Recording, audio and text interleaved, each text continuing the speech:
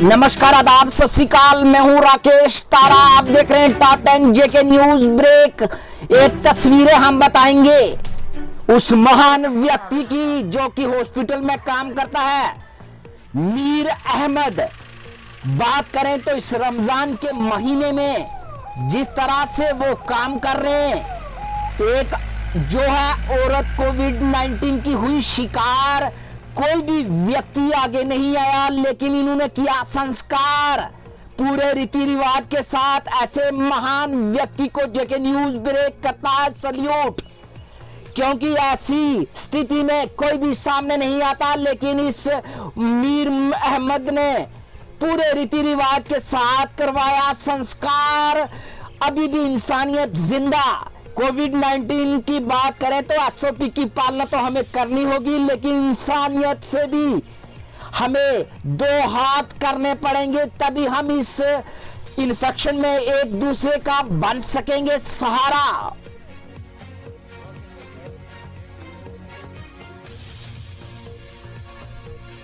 मैं बलराम शर्मा, प्रधान सनातन सभा मेंबर। आज हमारी एक लावारिस लेडी की जिसकी डेथ हो गई है रात को, लेकिन इससे पहले इसको हमारे कुछ मीडिया वाले हजरात थे, कुछ चंद लोग और थे, उन्होंने इसको रेस्क्यू किया था और हॉस्पिटल में इसको जाके एडमिट किया था आज से 3 दिन पहले। तो अस्पताल में इसका जो है ट्रीटमेंट पूरा चलता रहा, लेकिन रात को 12-1 बजे के बाद इसकी डेथ हो गई। तो आज जो है इसका संस्कार करवा रहे हैं हम मेंढर शमशान घाट पे, लेकिन कोई भी आदमी आने को तैयार नहीं है। सिर्फ एक SHO साहब हैं और ये मीडिया के हजरात है और मेडिकल की टीम है। मैं मुबारकबाद देता हूँ मेडिकल की जो टीम है। इसका पता नहीं क्या नाम था लड़के का, मीर अहमद जो लड़का है। मैं इसकी जितनी तारीफ करूँ उतनी तारीफ थोड़ी है कि आज से पहले भी जो भी जिसकी भी डेथ हुई है कोरोना वायरस से, तो एक मीर अहमद है, वो ड्राइविंग भी तरह करता है, वो पूरा उठा के हमारी चिता भी तैयार करता है और कुछ आदमियों का इसे संस्कार भी किया है। तो मैं सब लोगों से ये प्रार्थना करता हूँ दोनों हाथ जोड़ के कि अगर कोई लावारिस आदमी अगर करता है तो कम से कम 2 या 3 आदमी तो बाहर निकलो, लक्कड़ लाने वाला कोई आदमी नहीं है। डिस्ट्रिक्ट पुंछ की बात करें तो तहसील मंडी में आजमाबाद PHC में प्रोवाइड करवाई एक ambulance block development chairman Shamim Ganai ने।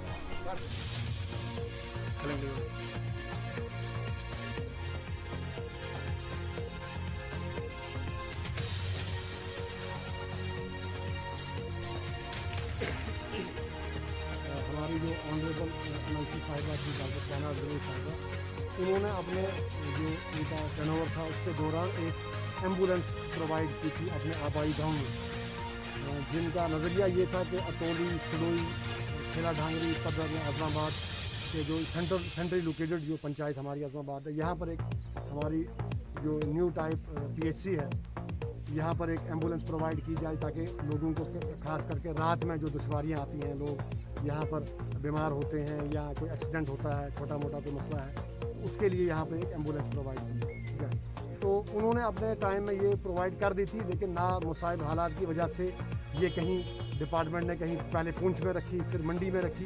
तो अभी भी जो ये पिछले कुछ अर्से से मेरे पास थी, मैंने मुनासिब समझा आज, क्योंकि कोरोना की जो 2nd और 3rd वेव है ये बड़ी तेज़ है और बड़ा नुकसान कर रही है। तो मुझे लगा आज के इस दौर में लोगों को ज़रूरत है इस एम्बुलेंस की, ये सर्विस होनी चाहिए। यहाँ पर कमी पेशी होती है, लोगों में परेशानियाँ होती हैं, तो उसी के सिलसिले में आज हम यहाँ आए थे।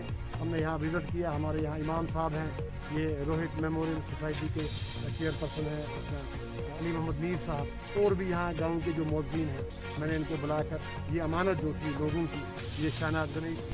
ये तस्वीरें देखिए CD हॉस्पिटल जम्मू की। लगातार कोविड-19 के केस बढ़ते हुए और लोगों को नहीं प्रोवाइड किए जा रहे बेड्स। रश है, बहुत सारे पेशेंट आए हैं। जब तक हम बेड अरेंज कर रहे हैं, पेशेंट बैठे हैं, आपकी मेडिसिन तो मिल रही है, कोई ऐसा कोई मसला नहीं है। बेडों की थोड़ी सी शॉर्टेज है, उसको अरेंज करने में टाइम लगता है। अब पेशेंट जब इतने आ जाएंगे तो डेफिनेटली इनको अरेंज करने में लगा। ऑक्सीजन सबको मिल रही है। कोई इशू क्रिएट हुआ यहाँ पे? एक कोई हैं वो बाहर से आते हैं, लोगों को इंस्टिगेट करते रहते हैं, स्टाफ को कुछ ना कुछ उल्टा सीधा बोलते रहते हैं। उनको मैंने बोला कि चले जाइए बाहर, आप इधर मत आइए। वो तो कुछ ऐसा इशू नहीं है। पूछा जाए कि उनका कोई पेशेंट है, वो कोविड एरिया में क्या करने हैं, कोई उनकी प्रॉब्लम है या कोई उनका पेशेंट है। यहाँ तो आप समझ सकते हैं कोविड एरिया में आप भी बाहर खड़े हैं, सबको अपनी जान प्यारी है। यहाँ कोई बड़ा क्लोज रिश्तेदार होगा वो आएगा, यहाँ कोई पेशेंट आएगा। तो जो बंदे का पेशेंट नहीं है इधर, कोई मतलब नहीं है किसी का इधर आना, वाई ही ऐसा काम लोगों को इंस्टिगेट करता, स्टाफ को उल्टा सीधा बोलते, लोग बाकी लोगों को इंस्टिगेट करते रहना। जेके न्यूज ब्रेक आप सभी लोगों से एक गुजारिश करता है कि जरूरत पर ही हॉस्पिटल पर आएं। अगर पेशेंट को ऑक्सीजन की जरूरत है तभी हॉस्पिटल में आएं, ताकि आम जो है लोग हॉस्पिटल पर रश ना डालें, ताकि जिनको ऑक्सीजन की जरूरत उन्हें ऑक्सीजन और बेड प्रॉपर मिले।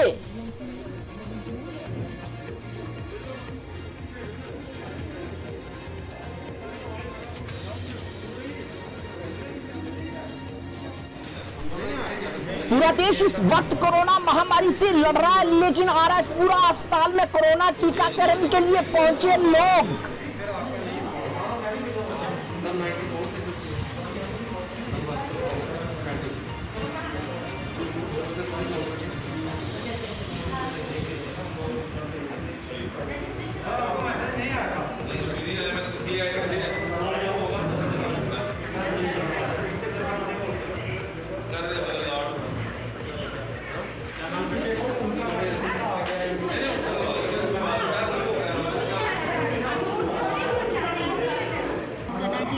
हमारे साइंटिस्ट का, हमारे प्रधानमंत्री जी का, जिन्होंने आज पूरे देश के लिए वैक्सीन जो है, हम सबसे बड़ी डेमोक्रेसी हैं, 125 करोड़ हिंदुस्तानी है, इस डेमोक्रेसी के अंदर हर एक व्यक्ति अगर वैक्सीनेटेड होता है तो एक बहुत बड़ी मुहिम जो है हमारे हेल्थ वर्कर्स की, हमारे डॉक्टर्स की, हमारे पैरामेडिकल स्टाफ की, इनकी रहती है। आपके माध्यम से मैं सिर्फ अनुरोध करना चाहती हूँ कि पैनिक मत करें, और वैक्सीनेशन जो आपके 18 साल प्लस के बच्चों की शुरू हुई है, 45 प्लस की शुरू हुई है, आप ज़रूर अपने आप को वैक्सीनेट कराएं, क्योंकि अगर आप एक बॉडीगार्ड लेके चलते हैं तो इसका मतलब ये होता है कि ये 10 बॉडीगार्ड है। मैं धन्यवाद करना चाहती हूँ एडमिनिस्ट्रेशन का भी, जिन्होंने इसको एक बहुत अच्छे दायरे के अंदर शुरुआत की। टीकाकरण के लिए तो आए लोग, लेकिन सोशल डिस्टेंसिंग की धज्जियां उड़ाते हुए इनको पता नहीं कि सोशल डिस्टेंसिंग ही एक जो मात्र सहारा कोविड-19 से लड़ने के लिए पुलिसकर्मी बार बार हिदायत जारी करते हुए कि सोशल डिस्टेंसिंग का पालन करिए। मैंने यहाँ पे ऑनलाइन रजिस्ट्रेशन किया था वैक्सीनेशन के लिए, ठीक है, और जहाँ पे चौथा चक्कर है और अभी तक वैक्सीनेशन नहीं हुई है। आज मैंने बीएमओ सर को बताया, उनको वीडियो भी बताई जहाँ पे सोशल डिस्टेंसिंग फॉलो नहीं हो रही है, और लगाओ। और मैं आपको एक और चीज़ बताता हूँ, वैक्सीनेशन के लिए मेरा जहाँ पे चौथा चक्कर है अभी तक वैक्सीनेशन नहीं लगी है, बट सिस्टम पे सर्टिफिकेट भी डाउनलोड हो रहा है कि वैक्सीनेशन लग चुकी है। हाँ जी, और सिस्टम पे वहाँ पे सर्टिफिकेट डाउनलोड हो रहा है बाकायदा कि वैक्सीनेशन लग चुकी है, बट वैक्सीनेशन एक्चुअल में नहीं लगी है। अब मुझे बताओ मैं क्या करूँ? वहाँ पे मैंने अपना कंप्लेंट रेज किया, उन्होंने कोई सोल्यूशन नहीं दिया, उन्होंने बोला हम कुछ नहीं कर सकते। उन्होंने ये भी कहा कि आप पीएम को आप कर दो, वहाँ पे वीडियो डाल दो, सोशल मीडिया में डाल दो, कोई इशू नहीं है, हम कुछ नहीं कर सकते। डर तो है, पर क्या करें, लोग एक दूसरे के देखो आगे आगे हो रहे हैं। नहीं, मैं अपनी मम्मी को लेके आई हूँ, उनका है, मेरा नहीं है अभी टाइम नहीं है लगवाने का। ये तस्वीरें देखिए, ये तस्वीरें अगर बात करें तो पीर की गली की तस्वीरें, किस तरह से रोड को क्लियर करने में लगी एडमिनिस्ट्रेशन।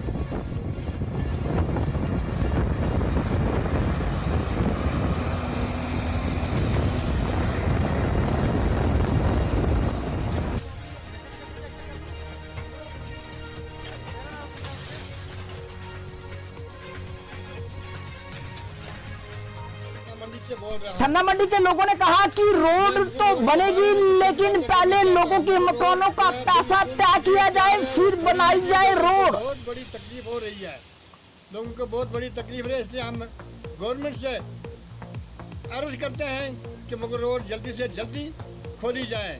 दूसरी जो मुगल रोड बन रही है, इसका काम भी ज़रा थोड़ा सा नरमी चल रहा है, और जिनके मकान दुकानें रोड में आए हैं उनके मुआवजे के बारे में कोई ना कोई रेट बताता है, ना उनकी बात कोई करता है, ना हमारे पास कोई आया। इसलिए हम अगर क्या करेंगे, हम कहाँ जाएंगे? एक एक मकान बहुत मुश्किल से बनाया है, बड़ी मुशक्क़त से मजदूरी करके बनाए। गवर्नमेंट का सुना का रेट भी कुछ भी नहीं है, इसलिए हम गवर्नमेंट से इल्तिजा करते हैं कि पहले मकानों का रेट बनाएं, हमें पता चले, वरना हमें मार दें। हम कहाँ जाएंगे, हमारे पास और कहीं कोई ज़मीन भी नहीं है, कुछ भी नहीं है। इसलिए अच्छा डॉक्टर साहब आप बहुत बड़ी अहमियत है। पूरा जम्मू कश्मीर जो है, मुगल रोड जो है, और जो नीचे वाला रास्ता है ना, रामबन वाला, वो रास्ता बेकार है। अगर इस मुगल रोड पर पूरी तवज्जो दें, गवर्नमेंट चौथा हिस्सा पैसा लगाए, 10% पैसा लगाए, ये 12 महीने चलती रहेगी। सरकार की तरफ से एक प्रोग्राम बना था कि हम इस छत्ता पानी से जज्जी नहर तक इसका टेंडर बनाएंगे, वो अभी तक हमें कोई पता नहीं चला, ना उसका सर्वे हुआ।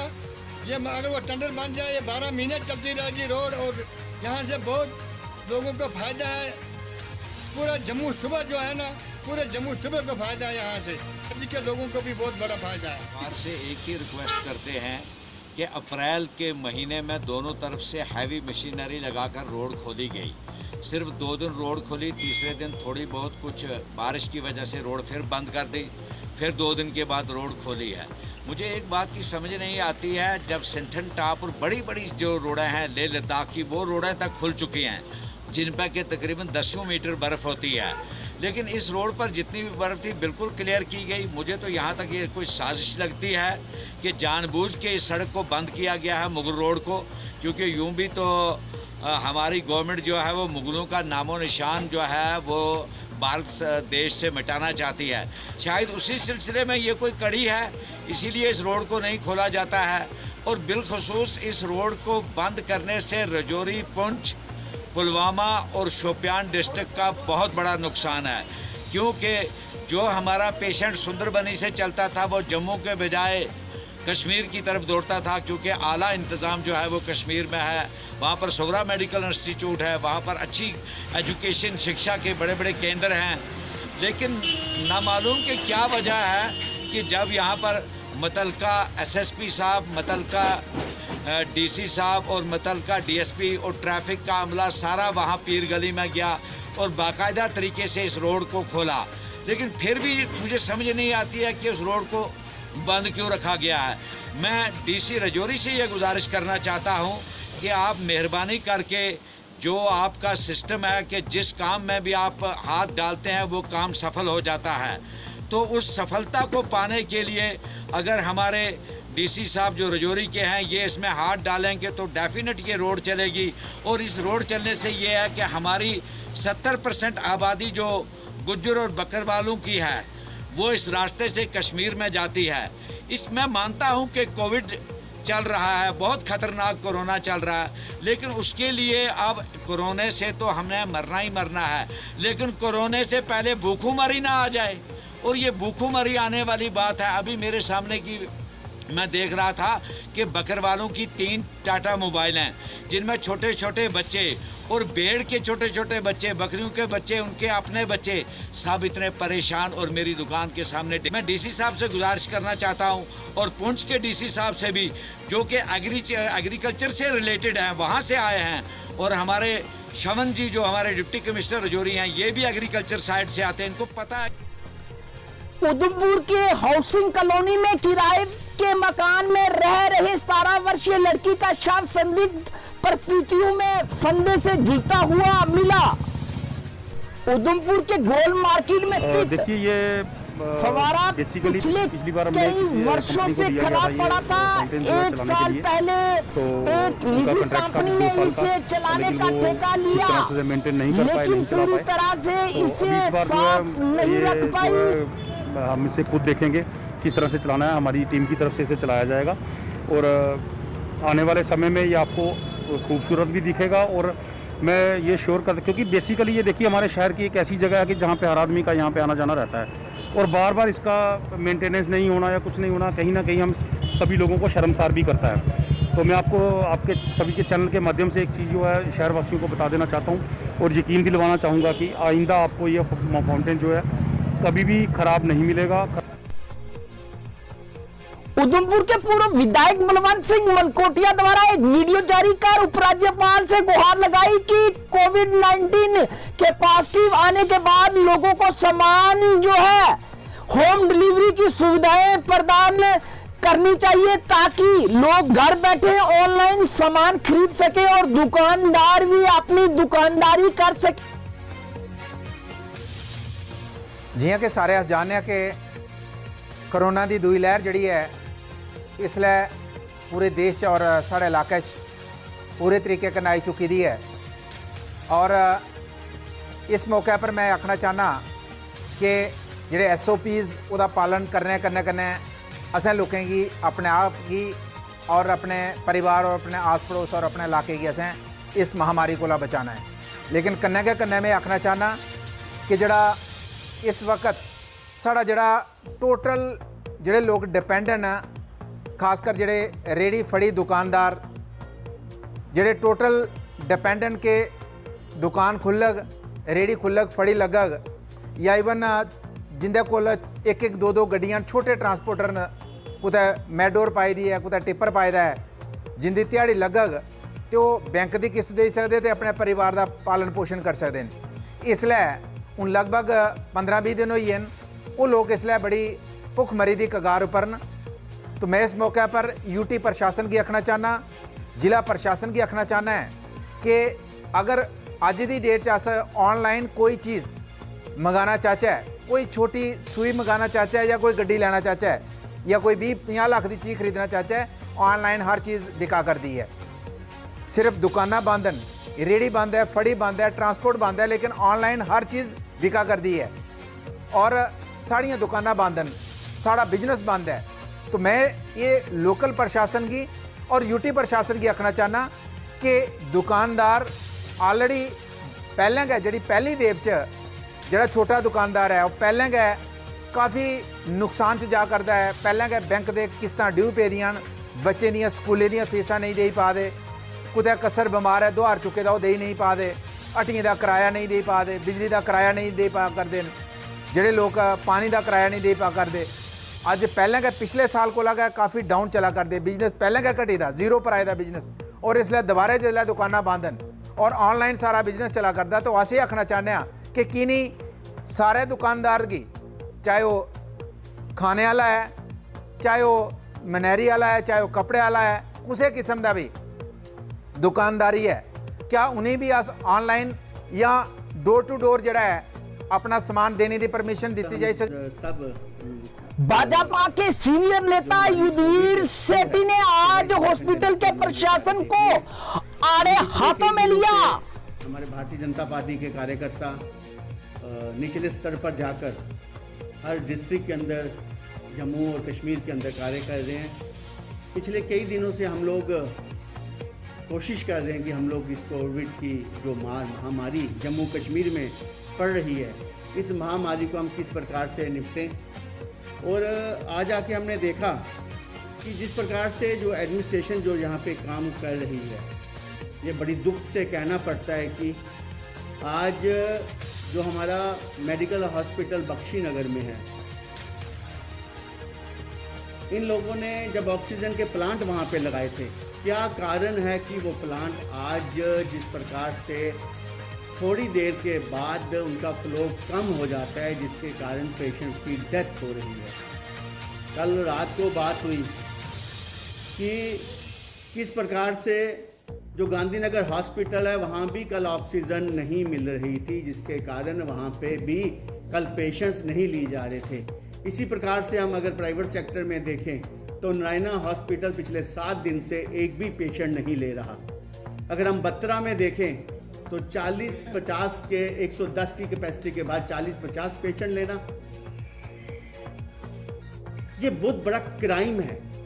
ये इंजीनियरिंग जो उनका डिपार्टमेंट है या मैकेनिकल डिपार्टमेंट है, उनसे पूछा जाना चाहिए कि क्या कारण है कि आज कोविड के लिए 1 साल से जो महामारी थी, 1 साल हो गया, आप लोगों ने क्या इसके ऊपर कदम उठाए हैं। आज आप लोग सचमुच में क्रिमिनल अगर हैं तो आप लोग हैं, जो ये लोगों को यहाँ पे जो सज़ा मिल रही है वो सिर्फ आप इंजीनियर और मैकेनिकल जो डिपार्टमेंट है उनके कारण मिल रही है, क्योंकि जो लोग यहाँ मर रहे हैं वो आपके कारण मर रहे हैं। दूसरा, जो इन्होंने city hospital into triage centre घोषित किया कि हर व्यक्ति जो भी व्यक्ति होगा, जो भी मरीज होगा, पहले वो सिटी हॉस्पिटल जाएगा। पर सिटी हॉस्पिटल की अगर हम पिछले कई दिनों से हम लोग देख रहे हैं कि वहाँ पे ऑक्सीजन का इंतज़ाम ही नहीं। जिस हॉस्पिटल के अंदर हर पेशेंट ने जाना है, सीटी स्कैन कराना है, वहाँ पे इनके पास ऑक्सीजन की व्यवस्था नहीं है। और उसके बाद अगर मैनेजमेंट देखें वहाँ स्किल मैनेजमेंट चाहिए।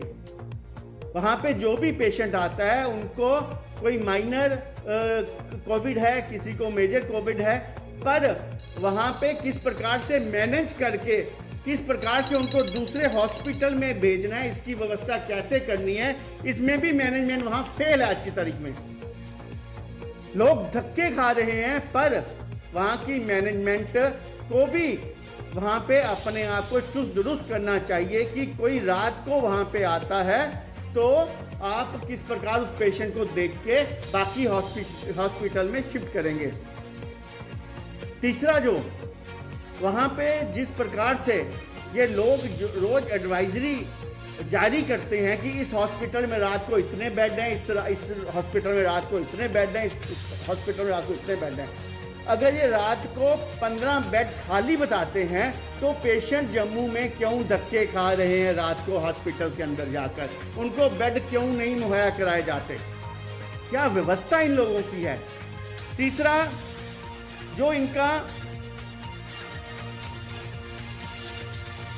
यहाँ पे इतना बड़ा जम्मू कश्मीर और खासकर जम्मू की बात करूँगा, no mechanism of plasma donation camp. यहाँ पे आप प्लाज्मा डोनेट करके किस प्रकार उसकी व्यवस्था करनी है, इसका कोई भी यहाँ पे ऐसी कोई व्यवस्था नहीं बनाई गई। क्या कारण है कि आप लोग क्यों पीछे चल रहे हैं? तीसरा, जो यहाँ की एडमिनिस्ट्रेशन है,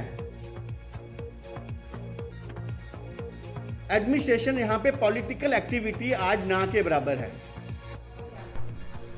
Ashok Khajuria ex MLA Jammu east, उन्होंने की प्रेस कॉन्फ्रेंस। उन्होंने कहा कोविड-19 की इस इन्फेक्शन में हर व्यक्ति पॉलिटिक्स पार्टी को छोड़कर करे कार्य, एक दूसरे पर कीचड़ उछालना करे बंद।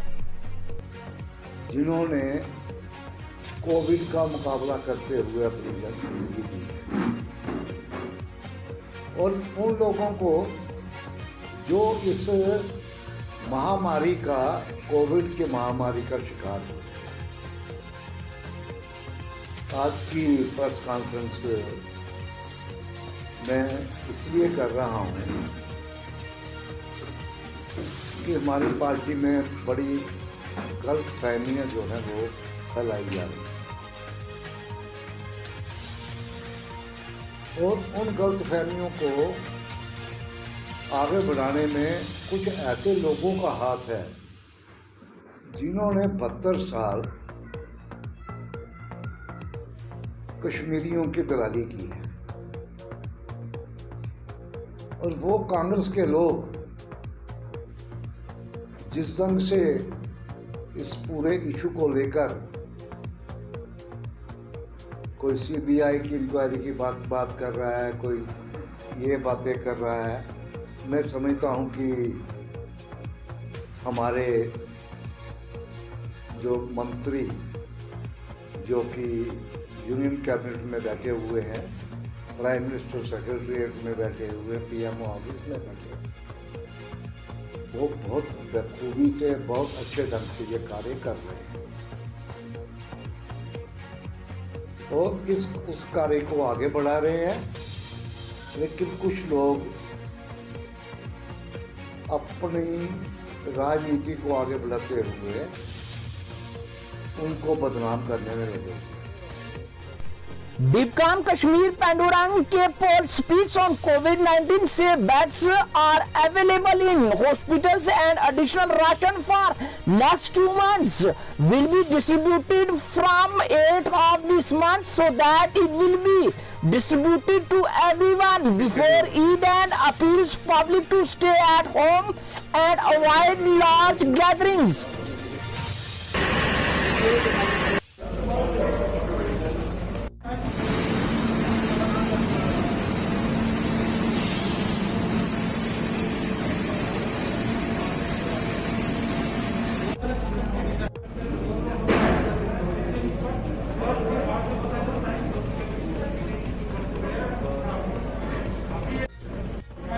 तक आपने बेड की जो बात की है, टर्सरी केयर 6 हॉस्पिटल्स में जो है अभी 80% के करीब ऑक्यूपेंसी है।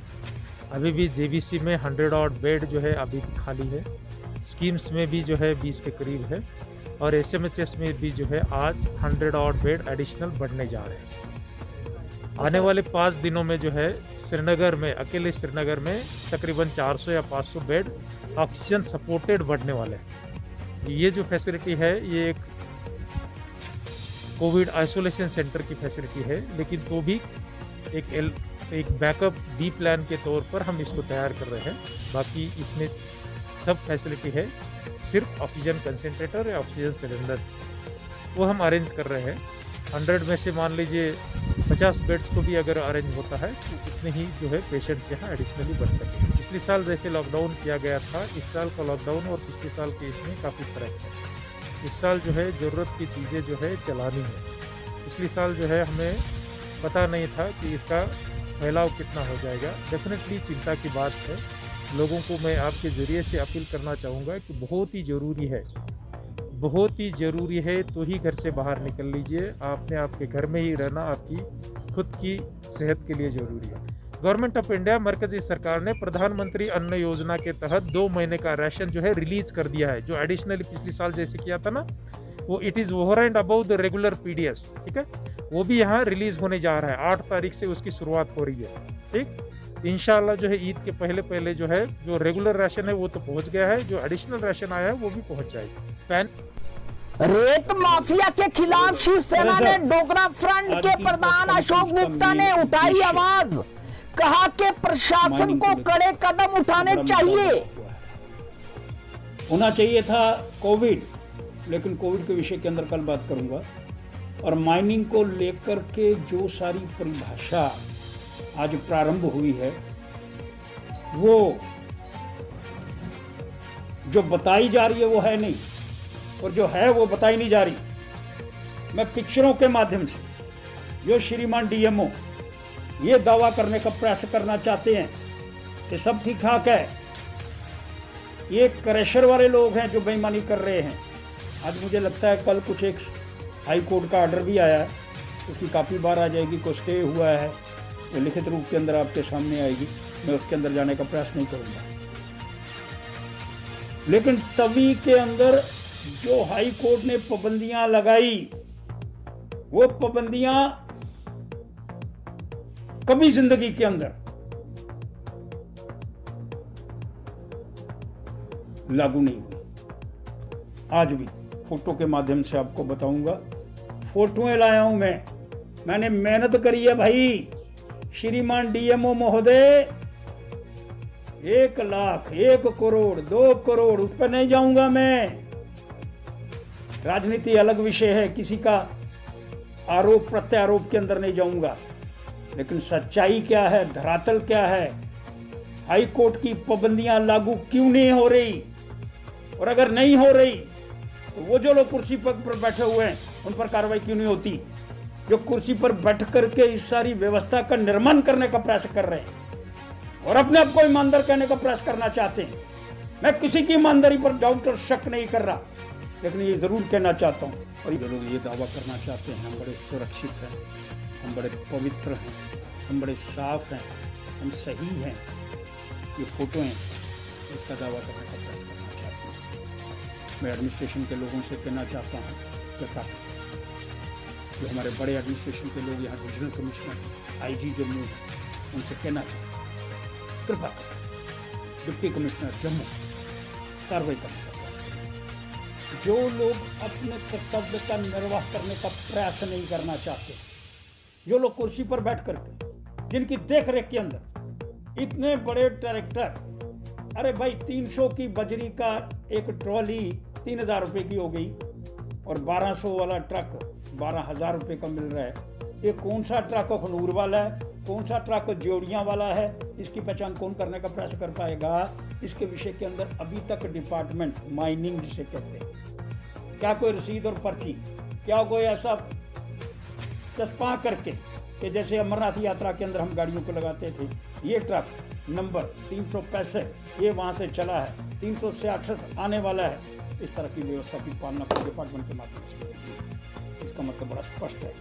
हर एक व्यक्ति, जो माइनिंग का विषय आज चल रहा है, जो लोग कुर्सी पर बैठे हुए हैं, मैं उन पर आरोप लगाने का प्रयास करना चाहता हूं, वो इसके अंदर शामिल हैं, और जो शामिल हैं उनकी जवाबदेही होनी चाहिए। और वो सारी जवाबदेही जो एडमिनिस्ट्रेशन के बड़े लोग यहाँ बैठे हुए हैं, उनको करने का प्रयास करना होगा।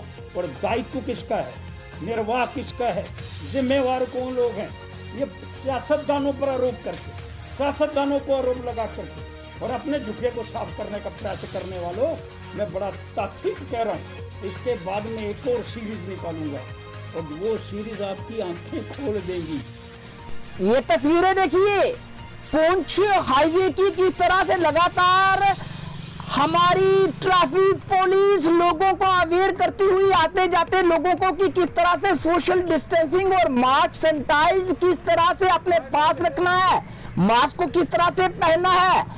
2 दिन से लगातार लोगों को सैनिटाइज और मास्क बांटती दिखी हमारी ट्रैफिक पुलिस।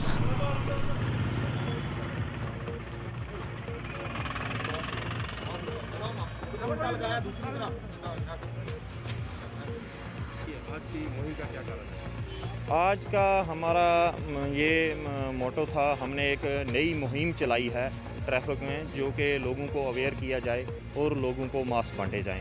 तो हमने काफ़ी देर से यहाँ गाड़ियाँ रोक के लोगों को जिसने मास्क नहीं डाले हैं तो उनको मास्क पहनाए हैं, और कुछ लोगों ने रुमाल या कपड़ा बांधा हुआ है तो उनको भी हिदायत दी गई है कि आप प्रॉपरली मास्क रखें, और उनको भी हमने मास्क इशू किया है। तो हम तो डेली गाड़ियों को चलान करते हैं, लेकिन आज 2 दिन से हमारा यही मोटो है कि लोगों को अवेयर किया जाए, क्योंकि कोविड-19 है, लोगों की जानों को ख़तरा है। तो इसलिए हमने ये मुहिम चलाई है कि लोगों को अवेयर किया जाए। और मैं आपके माध्यम से लोगों को ये कहना चाहता हूँ कि सिटी के अंदर आते हैं तो बाज़ार में कम भीड़ करें, दुकानों में सोशल डिस्टेंसिंग रखें। ये तस्वीरें हम आपको बता रहे हैं कश्मीर में। जी हाँ, अगर बात करें तो एक कमर्शियल बिल्डिंग में लगी आग, 3 लोग जो है इसमें जख्मी हुए, उन्हें जेरे इलाज के लिए हॉस्पिटल में लाया गया।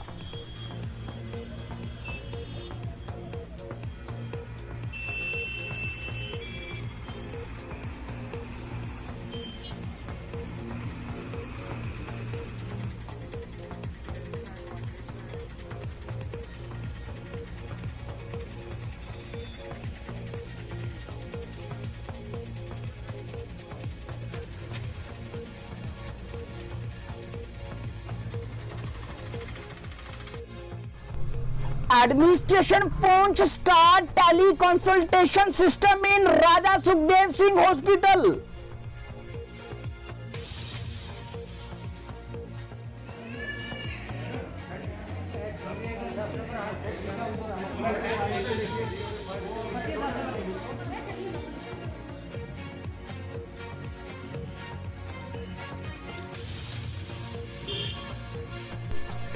जम्मू कश्मीर के शोपियान मुठभेड़ में 3 आतंकी ढेर, एक ने किया समर्पण अभियान जारी।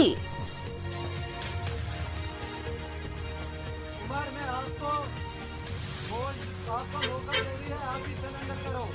उन्होंने मुझे मौका दिया था क्योंकि मैं खुश हूँ, उन्होंने मुझे मौका दिया था, मेरे साथ उसने कुछ छेड़ा वेड़ा नहीं है। आपसे गुजारिश कर रहा हूँ, आप और जाहिद और दानिश आप भी बाहर आ जाए। उन्होंने बोला हम उसके साथ छिड़ेगा वीड़ेगा नहीं, मेरे साथ उन्होंने अच्छे सलूक किया। मैं फौज का शुक्रगुजार हूँ और सीआरएफ का शुक्रगुजार हूँ और पुलिस का शुक्रगुजार हूँ। सिविल सोसाइटी राजौरी ने आज प्रेस क्लब में की प्रेस कॉन्फ्रेंस, कहा कि एकजुट होने का वक्त बिना पॉलिटिक्स के। इस वक्त हमारा यहाँ बैठने का मकसद एक ही है कि कोरोना के रिलेटेड जो हालात पूरे देश में बने हुए हैं उसके पेश नज़र में राजौरी जिला के अंदर हम क्या रोल अपनाएं, क्या रोल अदा करें जिससे हम अपने लोगों को बचा पाएं, अपने लोगों के दाम। आज यह चाहता है कि तकरीबन 100 बेड से ज़्यादा बेड यहाँ पर होने चाहिए। और मैं डीसी साहब का ये भी शुक्रिया अदा करता हूँ कि जिन्होंने यहाँ पर ये जो प्लांट ऑक्सीजन का जो लॉन्च किया है, ये पिछले साल से हमारी मांग थी लेकिन ये लॉन्च नहीं हो रहा था। लेकिन इन्होंने जिस तरह से किया, ये एक बहुत बड़ा काम किया है इन्होंने। जनाब जयश्री कुमार सेवन जी को यहाँ भेजा, उनके कुछ ही दिनों के अंदर, कुछ ही महीनों के बाद उनके काम करने का तरीका लोगों को पसंद आया। अभी वो कुछ ही महीने में थे कि कोविड ने नाक या वो पूरा जो इसकी स्टेट में है। हम जिस गली में, जिस बाजार में, जिस एरिया में जाते थे, लोगों का एक ही बात है, दूरी हॉस्पिटल का क्या हाल है, हमारा मेडिकल कागज का क्या हाल है। तो हम लोगों को ये बताते थे कि हमारे पास ऑक्सीजन की कमी नहीं है। थैंक्स गॉड, मैं फिर एक बार लेफ्टिनेंट गवर्नर मनोज सिन्हा जी का शुक्रिया अदा करता हूँ, जिन्होंने बेहतरीन ऑफिसर। हिंदू भी मर रहा है, मुसलमान भी मर रहा है, हिंदू भी मर रहा है, मुसलमान भी मर रहा है। खौफ व हरास से हर इंसान डर रहा है, खौफ व हरास से हर इंसान डर रहा है। बूढ़ा भी मर रहा है, जवान भी मर रहा है, कोरोना वबा से आज हर इंसान मर रहा है। हम एलजी साहब का शुक्रिया अदा करेंगे जो उन्होंने हमारे जोरी डिस्ट्रिक्ट के अंदर एक जबरदस्त प्लांट, जो ऑक्सीजन का प्लांट दिया, उसके लिए हम एलजी का ज़्यादा करना चाहते हैं। उसके बाद नंबर 2 हमारे डिप्टी डिस्ट्रिक्ट डेवलपमेंट कमिश्नर साहब जो हमारे, उनको हम ज़्यादा करते हैं कि उन्होंने ये प्लांट कैसे लगाया, और उसकी 3-4 दिन से पहले उन्होंने ये बताया, सुशील जी ने बताया, राज साहब ने बताया, अभी जगेश साहब ने बताया कि प्लांट लगा कैसे, कहाँ से आया प्लांट और कैसे लगा। हम तो इनको बहुत बहुत शुक्रिया अदा करते हैं कि इन्होंने इतना जल्दी समय में 3-4 दिन के अंदर इन्होंने प्लांट लगाया। ये थी दिन भर की खबरें जम्मू कश्मीर की। मैं हूं राकेश तारा, दीजिए इजाजत और देखते रहिए टॉप 10 जेके न्यूज ब्रेक।